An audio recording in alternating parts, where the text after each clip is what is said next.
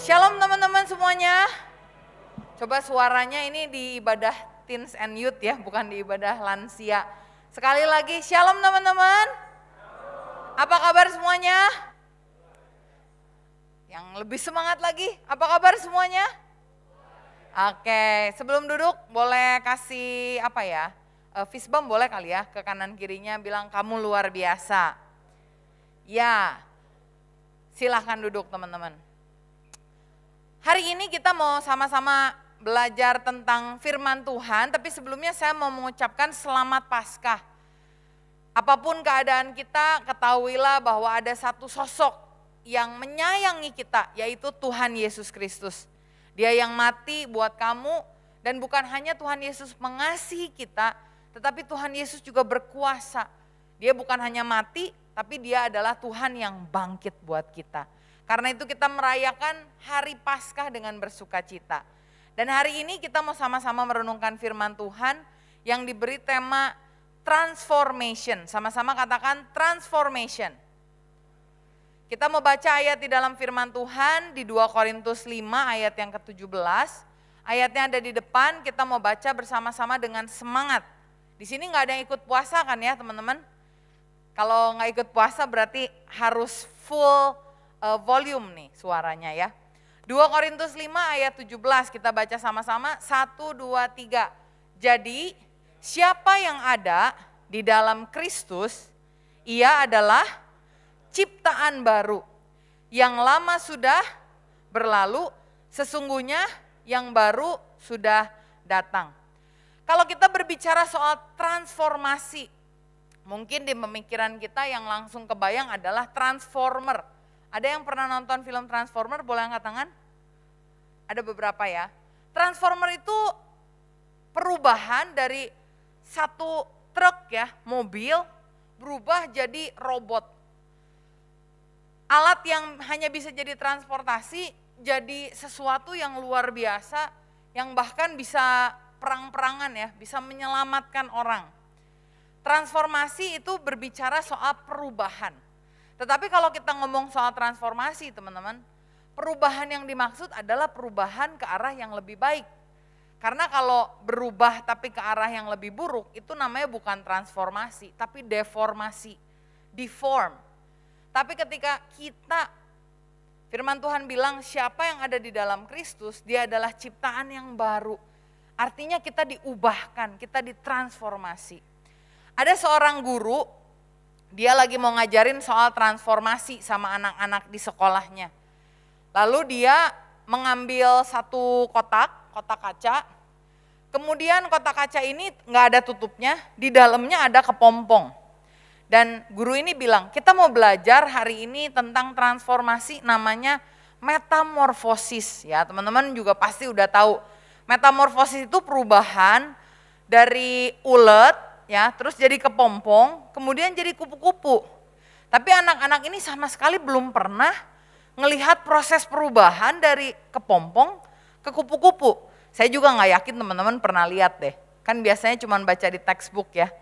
Tapi kalau guru ini tuh dia ngide banget. Dia bawa kepompong, dia taruh di dalam kaca, dan udah kelihatan ini kepompong udah mau jadi kupu-kupu. Dan gurunya bilang gini, oke anak-anak tunggu sebentar ya, saya dipanggil sama kepala sekolah. Kamu tolong perhatiin, ini kepompong yang udah gerak-gerak, perhatiin deh, nanti dia bakal berubah gak jadi kupu-kupu. Akhirnya dia tinggalkan kelas, dia keluar, dan begitu dia kembali, murid-muridnya tuh wah semangat banget. Terus dia bilang, Bu, kami udah ngerti yang namanya transformasi. Oh ya, kenapa katanya. Terus dia bilang gini, iya Bu, karena ini kupu-kupu sudah, kepompong sudah bertransformasi. Buktinya apa? Ada satu anak yang bilang, buktinya Bu, kepompongnya itu udah gak ada isinya. Ibu bisa lihat deh, kepompongnya itu kosong sekarang. Satu anak bilang, bukan, gak cuman itu. Memang kepompongnya kosong, tapi sekarang kamu lihat deh, itu ada yang terbang, itu kupu-kupu. Teman-teman tahu gak, di dalam transformasi ini adalah salah satu bukti dari kebangkitan Tuhan Yesus. Ketika Tuhan Yesus bangkit, buktinya itu ada dua. yang pertama, kuburnya kosong. Kalau kamu pergi ke Israel, ada satu tempat yang dipercaya jadi kuburnya Tuhan Yesus, di dalam kayak batu gitu ya. Kamu bisa masuk dan di situ dibuat satu pintu. Di pintu itu ada tulisan, He is not here, for he is risen. Dia udah gak ada di sini karena dia sudah bangkit. Tetapi yang kedua, bukan hanya kubur yang kosong, teman-teman. Yesus bangkit itu buktinya adalah karena adanya transformasi, perubahan di dalam kehidupan murid-murid Tuhan Yesus. Dan buat kita, jauh lebih gampang untuk bilang sama orang-orang yang belum percaya bahwa Yesus hidup, adalah dengan menunjukkan perubahan dalam kehidupan kita. Kebanding kalau kita nyuruh mereka, oh kamu mau tahu nih Yesus hidup, coba deh pergi ke Israel, coba cari makam Yesus, coba lihat pintunya tulisannya He is not here for he is risen. Mungkin gak semua orang bisa pergi ke sana. Tapi bukti yang kedua, sebagaimana tadi anak-anak lihat, oh udah ada kupu-kupu, berarti transformasi sudah terjadi. Orang bisa lihat Tuhan Yesus bangkit dari dalam hidupmu. Kalau kamu punya hidup yang berubah, orang jadi tahu bahwa yang namanya Yesus itu bukan Allah yang mati, tetapi Allah yang hidup, yang bisa mengubahkan kita. Amin. Di dalam satu firman Tuhan ada satu murid Tuhan Yesus yang mengalami transformasi yang radikal. Namanya adalah Simon Petrus. Teman-teman pasti udah pernah dengar nih soal Simon Petrus ini ya. Simon Petrus adalah seorang yang pengecut. Lukas 22 ayat 54 bilang, lalu Yesus ditangkap dan dibawa dari tempat itu. Ia digiring ke rumah imam besar dan Petrus mengikut dari jauh. Petrus itu pengecut teman-teman. Ketika Yesus ditangkap, dia gak berani deket-deket. Dia ngikutin, endap-endap tapi dari jauh. Kenapa? Karena dia takut. Yang lebih parah lagi, Simon Petrus kita kenal sebagai seorang yang menyangkali Tuhan Yesus. Kenapa dia menyangkali Tuhan Yesus? Karena dia takut. Dia ini bukan orang yang pemberani. Dia ini orang yang senengnya rame-rame, perginya bareng-bareng. Tapi ketika dia diperhadapkan dengan keadaan di mana dia harus berdiri sendiri, Petrus itu jadi orang yang penakut. Siapa yang di sini sama nih, sama kayak Petrus. Kalau lagi di gereja berani angkat tangan. Kalau lagi di gereja berani untuk mendeklarasikan kebenaran. Kalau lagi rame-rame sama teman bikomnya, sama teman komselnya, ambil keputusan yang tepat tuh kayaknya pede. Tapi begitu diperhadapkan dengan hal-hal yang cuman kamu yang tahu, cuman ada kamu yang harus memutuskan. Ada gak teman-teman yang sama seperti Simon Petrus? Dia jadi orang yang pengecut, dia jadi orang yang menyangkal Tuhan Yesus. Walaupun dia menyangkal teman-teman, dia itu sebenarnya sayang loh sama Tuhan Yesus. Firman Tuhan bilang di dalam Lukas, waktu Simon Petrus menyangkal Yesus, Yesus itu berpaling, Yesus itu lihat Simon Petrus. Dan di saat itu Simon Petrus teringat bahwa Tuhan pernah berkata, sebelum ayam berkokok pada hari ini, engkau telah 3 kali menyangkal aku. Lalu ia pergi keluar dan menangis dengan sedihnya. Waktu Tuhan Yesus mau naik ke atas salib, Simon Petrus gagal. Dan ini merupakan titik yang menentukan. Orang yang gagal, kalau dalam hal ini dia berdosa, dia sangkal Tuhan Yesus, dia pengecut. Dia ada di persimpangan jalan. Apakah dia akan terus ikut Yesus? Ataukah dia akan mundur? Saya pernah ada di persimpangan jalan. Saya mau sharing ceritanya. Ini sebenarnya aib ya teman-teman. Ada yang di sini yang main basket? Boleh angkat tangan gak? Yang ikutan tim basket? Cuman 1. Dulu waktu angkatan saya ya, kalau ditanya siapa yang main basket itu bisa hampir setengah sampai 3/4 anak youth tuh angkat tangan. Coba sekarang saya tanya lagi ya, kalau yang tadi belum angkat tangan. Siapa yang di sini main basket? Ada beberapa yang bertambah ya. Saya nggak tahu klubnya masih ada atau enggak. Dulu saya tergabung sama klub yang namanya Siper. Ada nggak sekarang? Masih ada ya? Wah, luar biasa. Saya ikut pertandingan basket antar sekolah. Di Tasik pertandingan menang. Dan karena menang dibawa ke Jawa Barat. Waktu itu saya ingat banget, saya itu main bersama-sama teman-teman yang jago banget. Sampai dikirim ke pertandingan daerah ya. Sampai dikirim ada salah satu teman saya tuh VIP-nya lah.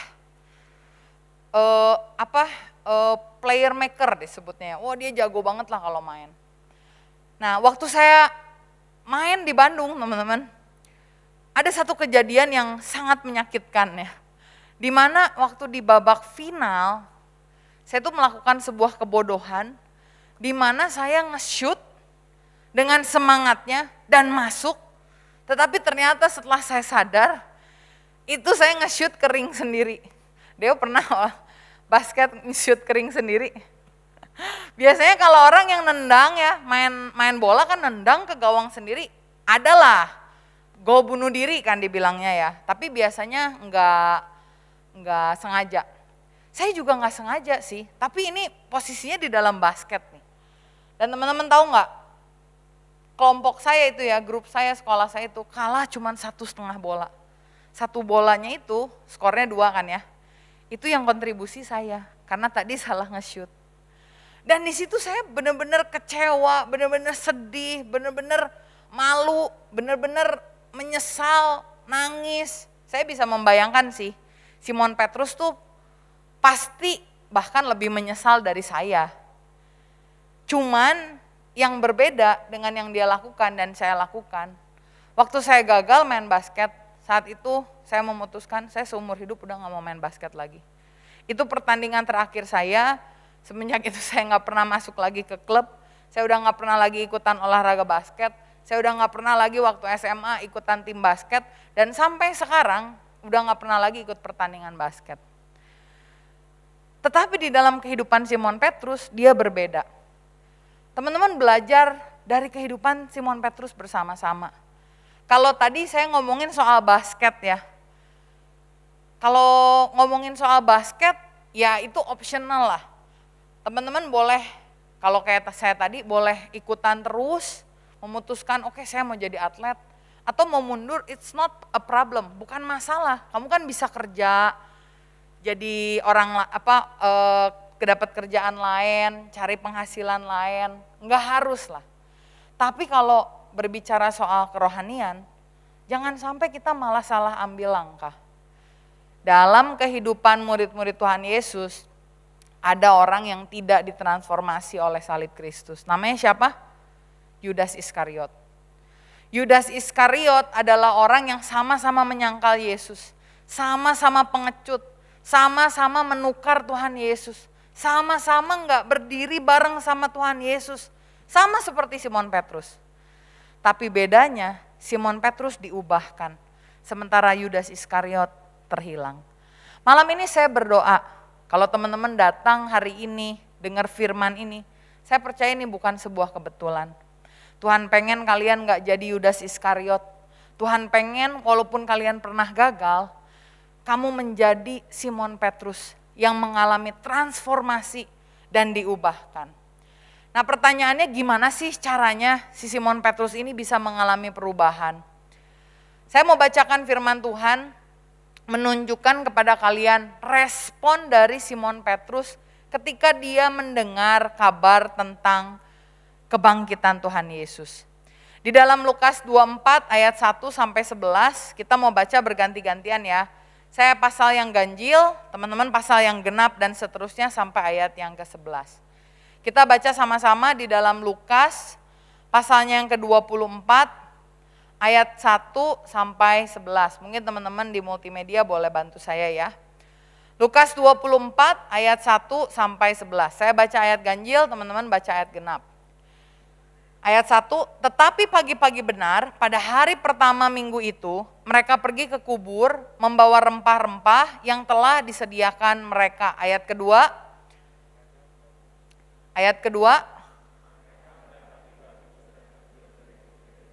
Ayat ketiga, dan setelah masuk mereka tidak menemukan mayat Tuhan Yesus. Ayat keempat,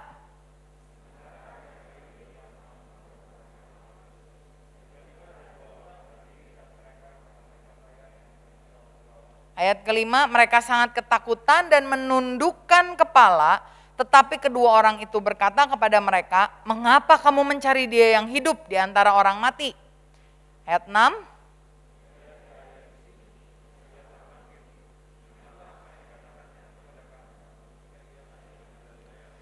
yaitu bahwa anak manusia harus diserahkan ke tangan orang-orang berdosa dan disalibkan dan akan bangkit pada hari yang ketiga.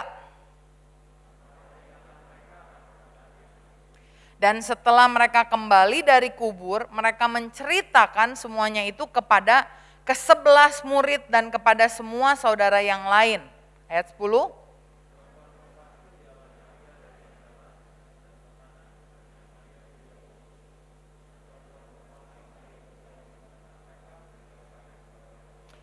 Ayat 11 kita baca bersama, 1, 2, 3. Tetapi bagi mereka perkataan-perkataan itu seakan-akan omong kosong. Dan mereka tidak percaya kepada perempuan-perempuan itu. Ayat yang kita baca bilang ada perempuan-perempuan datang ke kubur, di dalam kubur tubuh Tuhan Yesus gak ada, ketemu malaikat, malaikat bilang Tuhan udah bangkit, mereka gak ngerti. Dikasih tahu sama malaikat, kan dulu Yesus pernah ngomong, mereka ingat, langsung mereka pergi menemui murid-murid Tuhan Yesus. Dengan excited, dengan bersuka cita, mereka mengabarkan bahwa Yesus sudah bangkit. Apa yang telah terjadi pada mereka, mereka ceritakan. Tapi teman-teman lihat tadi ayat yang terakhir kita baca. Ini murid Yesus loh. Yang dikatakan mereka itu adalah murid Yesus. Tetapi bagi murid-murid Yesus, perkataan itu seakan-akan omong kosong. Dan murid-murid Yesus ini tidak percaya kepada perempuan-perempuan itu. Di dalam kehidupan kekristenan, kebenaran itu selalu diberitakan. Tetapi respon dari kita itu sangat menentukan. Orang udah dengar tentang kebangkitan Yesus, tapi ternyata di ayat 11 dibilang, dia tuh menganggap apa yang dikatakan adalah omong kosong. Tapi Simon Petrus berbeda. Apa yang Simon Petrus lakukan? Ayat 12 firman Tuhan bilang gini, sungguh pun demikian tuh artinya meskipun orang lain nganggap ini omong kosong, meskipun orang lain gak percaya, tetapi Petrus bangun, lalu cepat-cepat pergi ke kubur itu. Ini adalah yang Petrus lakukan. Kalau kamu mau ditransformasi sama Tuhan, yang pertama kita harus belajar untuk bangun. Katakan sama-sama bangun. Katakan sama-sama sekali lagi bangun. Toel kanan kirinya bilang, "Weh bangun." Ya. Di dalam kehidupan Simon Petrus, langkah pertama yang membuat dia bisa ditransformasi adalah dia bangun. Dia berbeda sama teman-temannya yang lain. Dia punya, artinya bangun itu dia take action. Dia melakukan sesuatu, dia do something. Seringkali dalam kehidupan kekristenan kita, kalau ada firman Tuhan, bilang janji Tuhan, ada firman Tuhan menegur kita cuma bilang, it's omong kosong. Udah sering dengar. Itu bukan buat saya. Ini saya gak percaya.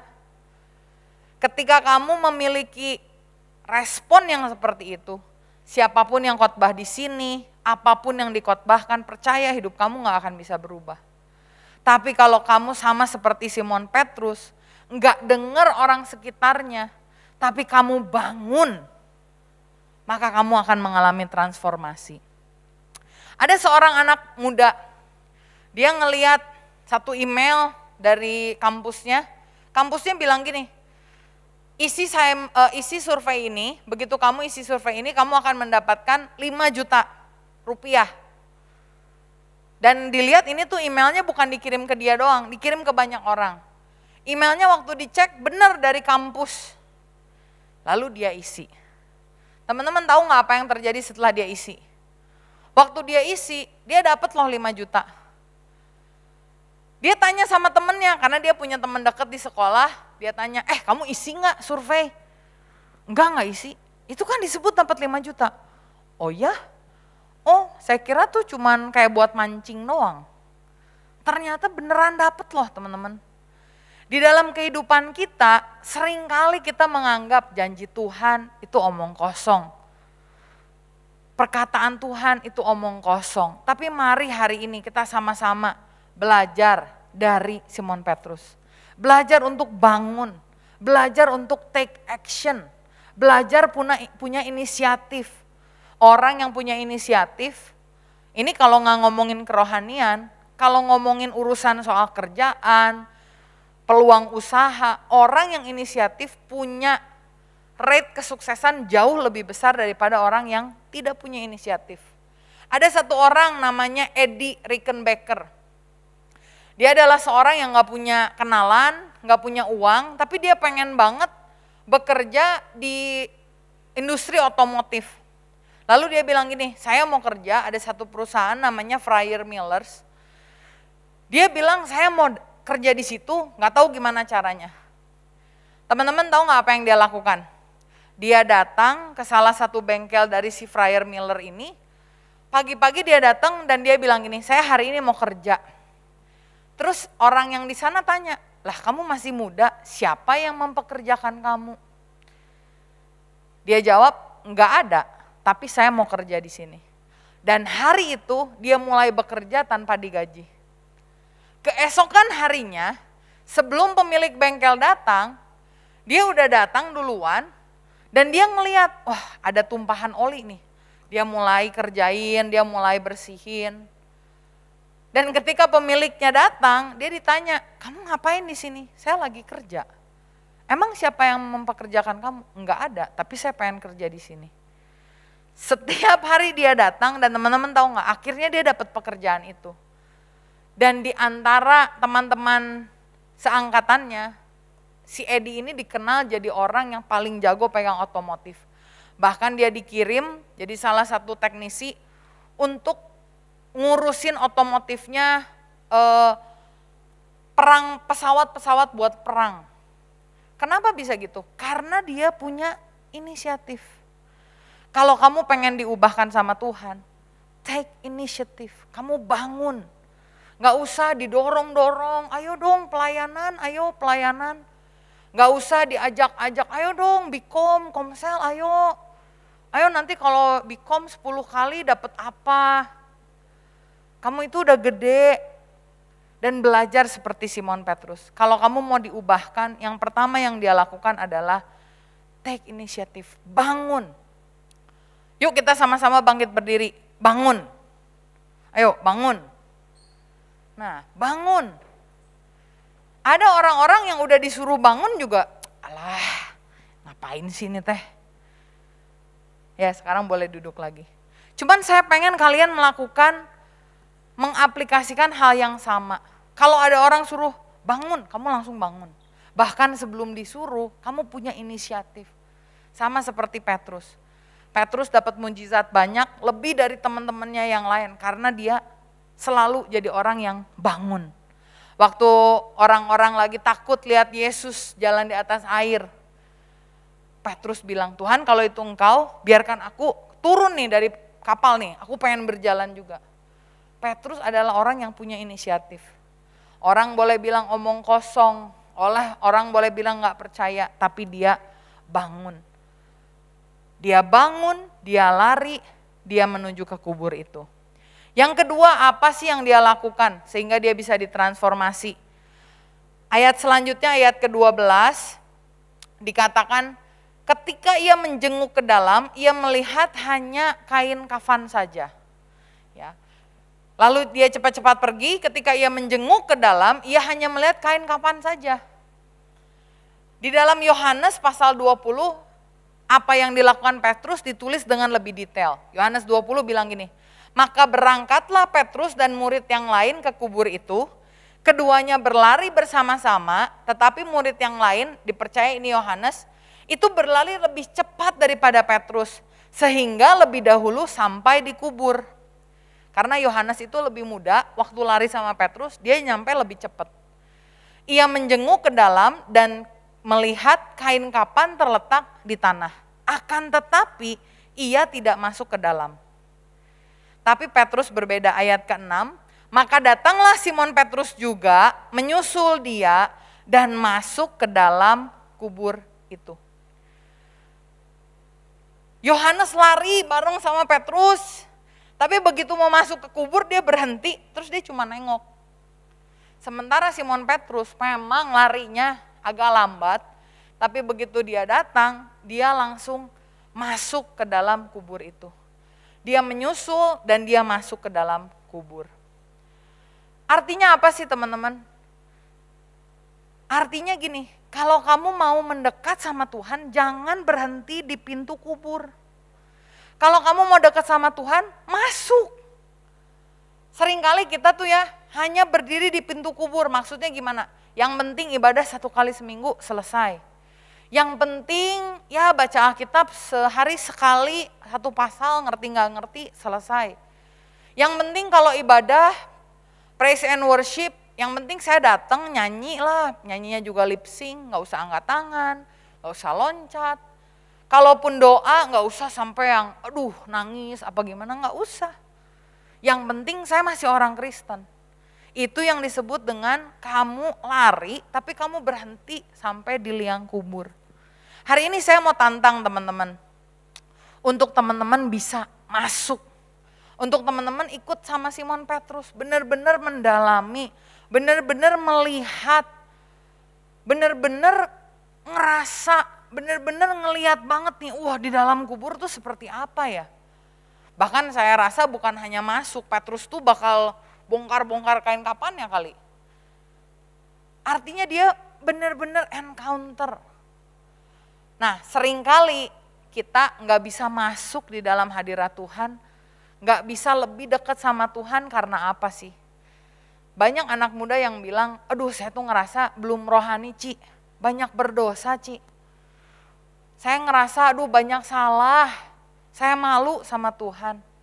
Ada seorang anak, nggak sengaja lagi main bola, lempar bolanya dia pecahin guci omanya. Aduh dia deg-degan banget.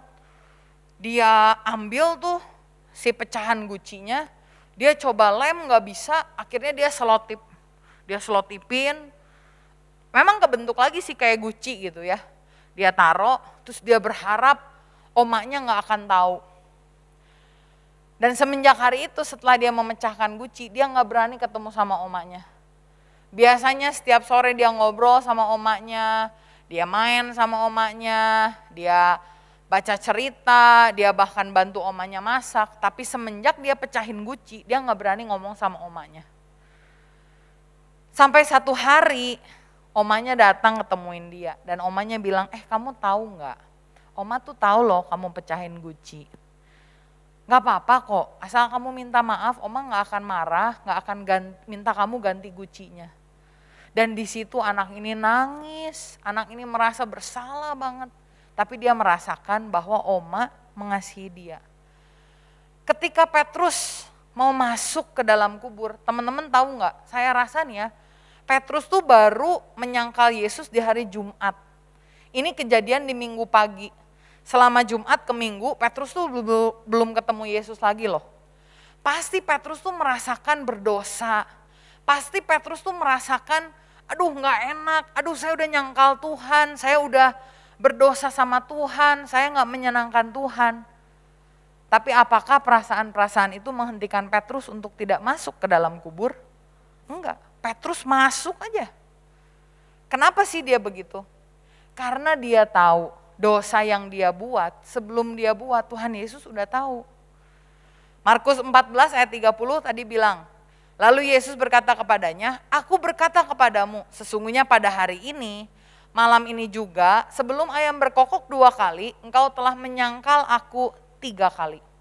Dan ayat yang kita baca tadi, dikatakan di dalam Lukas, waktu Petrus menyangkal Yesus, yang Yesus lakukan apa? Yesus hanya berpaling kepada Petrus. Dan di situ Petrus teringat bahwa Yesus pernah bilang, Petrus akan menyangkal Yesus 3 kali. Memang dosa kita tuh banyak, kita melakukan banyak kesalahan sama Tuhan. Tapi ketahuilah ini, sama kayak si oma tadi ya. Memang si cucunya belum ngomong sama omanya, tapi omanya tuh udah tahu vasnya pecah, gucinya pecah. Sering kali anak muda berpikir kalau saya punya dosa, saya nggak datang sama Tuhan, saya nggak cerita sama Tuhan, Tuhan nggak akan tahu. Saya kasih tahu kebenarannya ya, Tuhan tahu. Bahkan sebelum kamu mengakui, bahkan sebelum kamu mau melakukan, Tuhan itu udah tahu. Nah, karena itu kalau kamu udah terlanjur untuk melakukan dosa, apa yang kamu lakukan? Lakukan sama yang seperti Petrus lakukan. Jangan berhenti di depan pintu liang kubur, tetapi kamu masuk. Masuk dalam hadirat Tuhan, menyembah Tuhan, tetap melayani, tetap dekat sama Tuhan, tetap baca firman Tuhan. Walaupun di hati ada yang bilang, "Ih, kamu gak layak, kamu gak layak." Kamu bilang, "Tuhan Yesus udah cucikan saya percaya Yesus. Tuhan Yesus kuduskan saya." Don't run away dari Tuhan, but run into. Run after, mengejar Tuhan, jangan malah kabur. Kalau kamu kabur ya dari Tuhan, seringkali dosa kamu tuh lebih menguasai kamu. Kalau kamu punya dosa, kamu malu sama teman bikom kamu berhenti komsel. Percaya deh, dosa, kebiasaan buruk itu tuh bahkan lebih menguasai kamu. Ketimbang kalau kamu sharing sama pembina, ngobrol sama teman-teman komsel. Belajar untuk lakukan ini, masuk. Kalau tadi udah bangun, bagus, ambil inisiatif. Tapi yang kedua, jangan berhenti di depan liang kubur. Tapi kamu masuk, ketemui, resapi, rasakan pengalaman dengan Kristus secara pribadi. Ini yang membuat Simon Petrus bisa ditransformasi. Dan yang ketiga, yang terakhir, ayatnya masih di ayat ke-12 juga bagian yang terakhir. Sesudah tadi dia bangun, kemudian dia masuk, lalu ia pergi dan ia bertanya dalam hatinya apa yang kiranya telah terjadi. Yang pertama bangun, yang kedua masuk, yang ketiga Petrus ini bisa berubah karena dia bertanya. Katakan sama-sama bertanya. Seringkali dalam kehidupan kekristenan kita mendengar banyak firman Tuhan tapi kita gak pernah bertanya. Bertanya itu membuat apa yang kita dengar itu masuk ke dalam hati dan kita mengerti. Yosua 1 ayat 8 bilang ini, janganlah engkau lupa memperkatakan kitab Taurat ini, tetapi renungkanlah itu siang dan malam. Ketika Petrus bertanya, artinya dia itu coba mengingat apa yang Tuhan Yesus katakan dan coba memahaminya. Di dalam firman Tuhan yang kita baca tadi, biasa banget kok murid Tuhan Yesus dengar firman tapi gak ngerti. Firman Tuhan tadi bilang ya di Lukas 24. Ayat yang kelima, waktu murid-murid Tuhan Yesus yang perempuan ini cari Yesus dan gak ketemu, malaikat bilang, mengapa kamu mencari dia yang hidup di antara orang mati? Ia tidak ada di sini, ia telah bangkit. Ingatlah apa yang dikatakan kepadamu ketika ia masih di Galilea, yaitu bahwa anak manusia harus diserahkan ke dalam tangan orang-orang berdosa dan disalibkan dan bangkit pada hari yang ketiga. Ayat yang ke-8, maka teringatlah mereka akan perkataan Yesus itu. Seringkali murid-murid Yesus, kita juga termasuk sering dengan firman, tapi kita gak pernah merenungkan dalam hati. Kita gak pernah bertanya, ini firman maksudnya apa? Relevansinya dalam hidup saya ini apa? Saya pernah, waktu saya jalan-jalan di Belanda, saya naik bus ya. Kalau di sana tuh busnya tram disebutnya ya. Jadi ada relnya kayak kereta, tapi kecil. Dan saya ngelihat ada satu taman bagus banget. Ada taman bagus banget dan waktu saya duduk di sana saya kan nggak punya map ya, nggak ada sinyal, nggak punya Google Map. Saya nggak tahu nih ini tuh namanya apa. Si taman ini tuh namanya apa? Tapi saya pengen ke sana lagi. Jadi waktu saya duduk, saya lihat ada tulisan yang gerak-gerak gitu ya. Nah tulisan itu tuh nulisin nama dari halte yang kita berhenti. Waktu saya duduk, Terus saya lihat, wah bagus banget nih tamannya. Saya lihat, wah itu tulisannya apa? Tulisannya tuh Volgendam Halte. Volgendam Halte. Terus saya catat, terus saya ingat dalam hati, Volgendam Halte, Volgendam Halte, Volgendam Halte. Sampai akhirnya selesai di pemberhentian yang terakhir, saya turun, terus saya ngomong lagi Volgendam Halte. Saya nggak bisa bahasa Belanda kan ya. Jadi waktu saya ketemu sama teman saya yang tinggal di situ, saya bilang, tadi nemu, waduh bagus banget loh, ada taman. Saya pengen ke sana lagi. Taman apa ya? Di Den Haag tuh banyak banget taman-taman, dia bilang ya. Jadi kamu kalau mau ngomong ke taman tuh taman yang mana? Oh tenang, saya udah tahu namanya. Namanya Volgendam Halte. Tahu nggak teman-teman? Teman saya tuh ketawa sampai ngakak banget. Terus saya bingung, kenapa ketawa?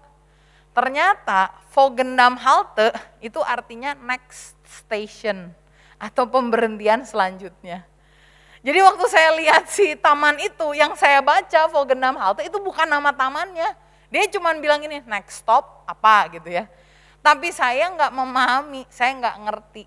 Jadi apa yang saya baca saya nggak bisa mengerti dan itu membuat saya nggak bisa nemuin lagi si taman itu sampai hari ini saya nggak tahu tamannya di mana. Saya cuma bisa lihat waktu itu aja karena waktu itu nyasar, rutenya nggak tahu kemana, tiba-tiba lewat taman itu. Dalam kehidupan kita, walaupun kita udah sering baca firman Tuhan, tapi kalau kita nggak ngerti, firman itu nggak jadi rema dalam kehidupan kita, kamu akan tersesat, kamu nggak akan tahu arah tujuan kamu.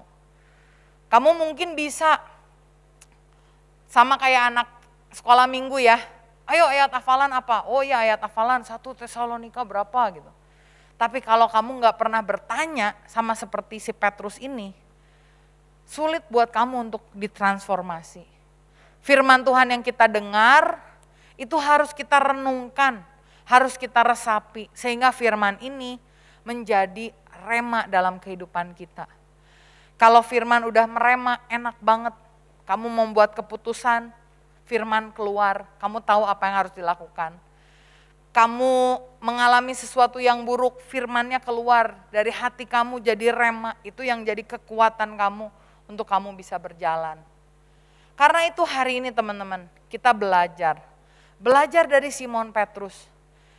Kalau kamu mau diubahkan sama Tuhan Yesus, belajar untuk bangun, ambil inisiatif, jangan nunggu didorong. Kalau kamu selama ini udah bilang, iya nih saya mau pelayanan, tapi belum aja, nantilah, nanti. Saya mau tantang, hari ini kamu lakukan apa yang ada di dalam hatimu. Yang kamu pengen lakukan, pengen pelayanan, pengen nge-mentorin, pengen janji ngelakuin sesuatu buat Tuhan, lakukan hari ini. Take initiative.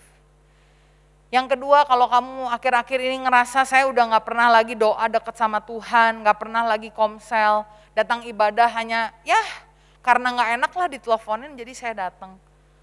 Stop untuk berdiri di depan pintu liang kubur. Tapi kamu masuk, ketemu, benar-benar melihat Yesus yang sudah bangkit.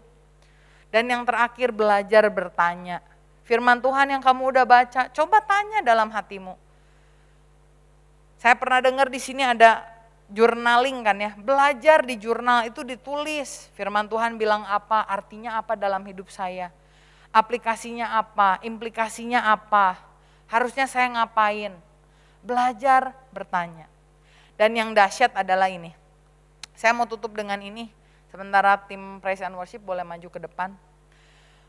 Ketika Simon Petrus diubahkan, ada satu kekuatan yang Tuhan Yesus berikan, satu pribadi yang menolong dia untuk membuat dirinya yang sudah diubahkan bisa menjadi dampak buat orang lain. Namanya Roh Kudus.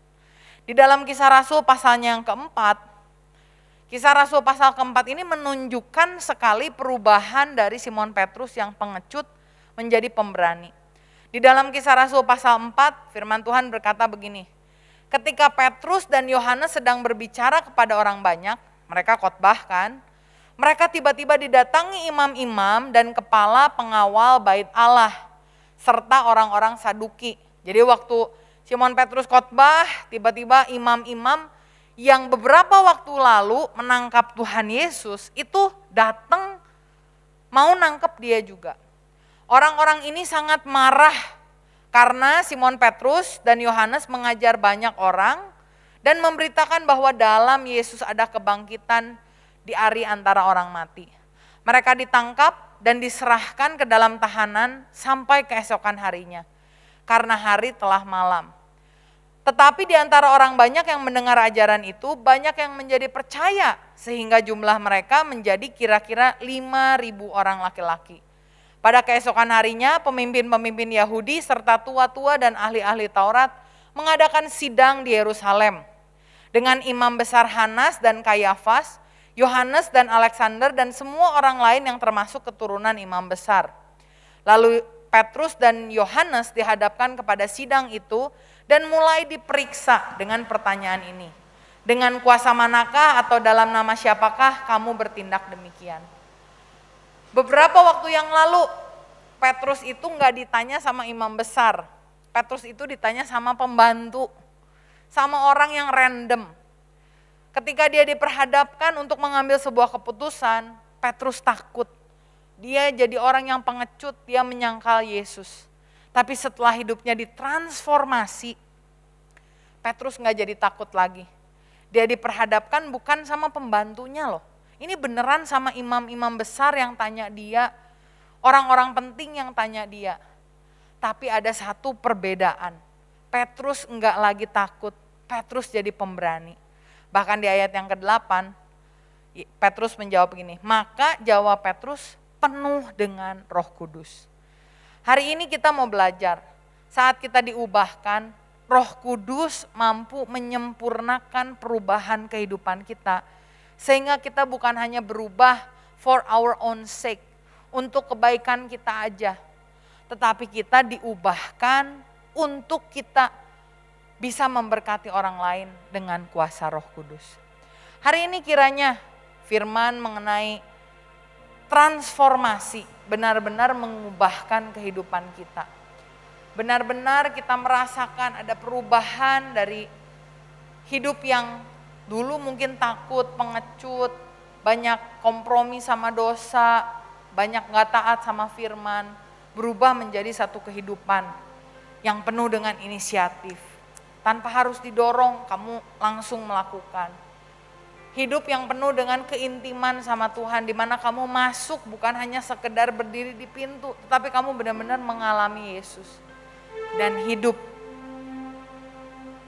di mana kamu benar-benar mengerti firman Tuhan, sehingga firman Tuhan itu menjadi hidup di dalam engkau. Berhenti untuk merasa, aduh saya udah berdosa, saya udah gagal. Tidak ada orang yang gagal, kalau kita ada di dalam Tuhan, apa yang menjadi kegagalan dalam kehidupan kamu bisa Tuhan ubahkan. Yusuf dulu seorang pengadu, dia jadi seorang penguasa. Gideon seorang pengecut, dia berubah jadi pahlawan. Yunus seorang yang penakut, berubah jadi pekabar Injil yang berani. Musa orang yang suka marah, bahkan pembunuh, dia diubahkan jadi pemimpin yang lembut. Paulus, orang yang menganiaya jemaat, berubah menjadi rasul kasih karunia. Dan saya percaya bahwa God can turn a mess into a message, a test into a testimony, a trial into triumph, and a victim into a victory. Tuhan bisa mengubahkan keburukanmu menjadi sesuatu yang menyenangkan Dia. Dia bisa mengubah apa yang terjadi dalam hidupmu untuk mendatangkan kebaikan bagi orang lain. Baru-baru ini ada satu anak di Bandung ya, cerita. Dia kasih kesaksian bagaimana dia yang dulunya dari broken home, sekarang bisa mengampuni. Dulu waktu saya pertama kali ketemu dia tuh gak berani banget orang lain tahu bahwa keluarganya ini broken home, orang tuanya tuh bercerai. Dia tuh gak berani ngomong. Dia perempuan dan dia selalu bilang, aduh Ci, kalau saya deket sama cowok, saya tuh khawatir banget cowoknya gak bisa nerima keadaan keluarga saya. Makanya dia tutup rapet-rapet. Tapi ketika dia diubahkan oleh Tuhan, saya sampai kaget sendiri loh. Dia kasih kesaksiannya diputer, 3 kali di ibadah umum di Bandung. Itu kira-kira yang nonton tuh bisa ribuan loh teman-teman. Dan dia bilang, saya berasal dari keluarga yang broken home. Dia berubah banget. Identitas dia yang asalnya nggak bagus, yang dia lihat jelek, sekarang berubah. Dia bisa melihat bahwa apa yang Tuhan izinkan terjadi dalam hidupnya itu justru menjadi sesuatu yang berharga, yang bisa Tuhan pakai. Saya berdoa hari ini buat teman-teman juga mengalami transformasi dalam kehidupan teman-teman. Biarkan firman ini bukan menjadi firman yang kamu dengar dan kamu lupakan, tetapi benar-benar menjadi firman yang kamu lakukan. Sehingga suatu saat, kalau tadi saya sebutkan tokoh-tokoh Alkitab, satu saat kamu bisa sebutkan diri kamu sendiri. Saya dulu pembenci orang tua, jadi penyayang keluarga.